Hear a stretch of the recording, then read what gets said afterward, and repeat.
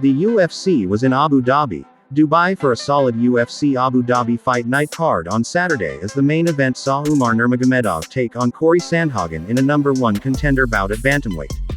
Heading into the bout, Nurmagomedov was looking for his first win over a ranked opponent in a bout that served as his first career UFC main event. Young Eagle was returning to action following a decision win over Bekzat Almakhan back in March.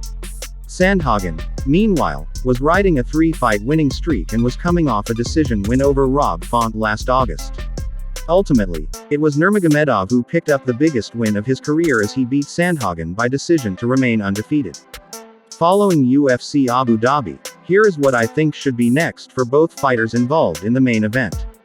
Umar Nurmagomedov became the #1 contender at bantamweight with a great performance against Cory Sandhagen at UFC Abu Dhabi.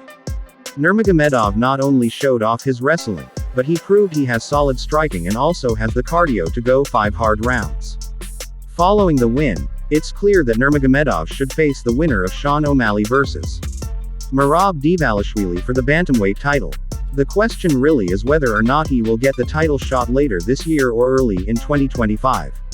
Cory Sandhagen fell short in his quest to become the #1 contender at bantamweight. Sandhagen took a huge risk in facing Nurmagomedov and unfortunately it did not pay off. Although he lost the bout, he did have moments in what was a competitive fight. Sandhagen is still a top-ranked bantamweight and should get a big fight next time out.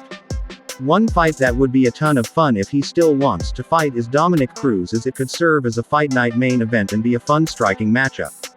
But, if Cruz isn't fighting, taking on Henry Cejudo makes sense as both are coming off losses and need a win to remain in the title picture at 135 pounds.